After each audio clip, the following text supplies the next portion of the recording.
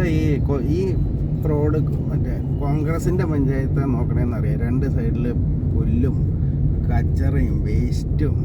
കോൺഗ്രസ് എവിടെ ഭരിക്കണം അത് ഇങ്ങനെയായിരിക്കും. അതായത് ഈ റോഡിലൊക്കെ മറ്റേ ഇവിടുന്ന് കോലഞ്ചേരി മുതൽ അങ്ങോട്ട് 2020 ഭരിക്കണം. അവരെല്ലാ മാസവും ഞാൻ കാണാറുണ്ട് അതിൻ്റെ ആളുകൾ വന്ന് ക്ലീൻ ചെയ്ത് രണ്ട് റോഡ്സിൻ്റെ സൈഡിൽ ക്ലീൻ ചെയ്യണം മാത്രം പോരാ. ഞാൻ പറഞ്ഞത് ഇങ്ങനെ വേസ്റ്റ് ഇടുന്നവർക്കെതിരെ പോലീസ് കംപ്ലൈൻറ്റും കൊടുക്കും.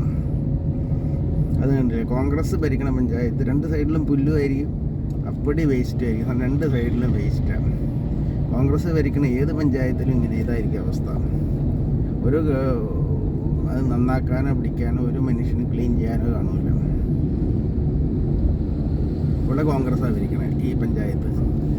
അതിനെന്നാൽ ഇച്ചിരി ഒരു കിലോമീറ്റർ അപ്പുറത്ത് മാറി കോലഞ്ചേരി മുതൽ കടയിരിപ്പ് റൂട്ടിൽ 2020 അവർ ഞാൻ കാണാറുണ്ട്. രാവിലെ മോനെ കൊണ്ട് പോകുമ്പോൾ കൃത്യമായിട്ട് വന്ന് അവർ ക്ലീൻ ചെയ്യണത്.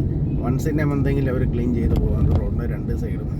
അതിൻ്റെ ആളുകൾ വന്ന് ജീപ്പുമായിട്ട് ഒരാൾ വണ്ടി ഓടിച്ച് ജീപ്പോ വാനോ കണ്ടിട്ട് പോകും. അതിൻ്റെ ആളുകൾ ഇറങ്ങി സ്ക്രാപ്പ് മുഴുവൻ കളക്ട് ചെയ്ത് വണ്ടിയിൽ ഇട്ട് 5-8 പേര് ക്ലീനിങ്ങിനായിട്ട് വരുന്നുണ്ട്. വൺസ് ഇൻ എ മന്ത് അവരത് റൊട്ടീനായിട്ട് എല്ലാ റോഡിലും ചെയ്യുന്നുണ്ടാവും. ഇവിടെ മാത്രമല്ല, എല്ലാ റോഡിലും അവർ ചെയ്യുന്നുണ്ടാവും.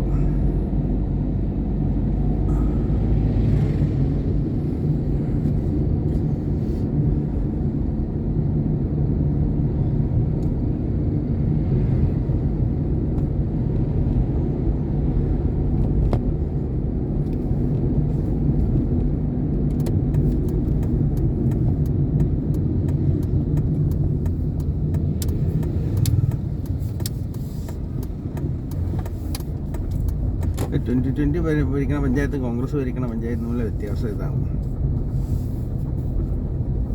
ക്ലീനിങ് എന്ന് പറഞ്ഞ പരിപാടി ഇല്ല കോൺഗ്രസ് ഭരിക്കണ പഞ്ചായത്തിൽ.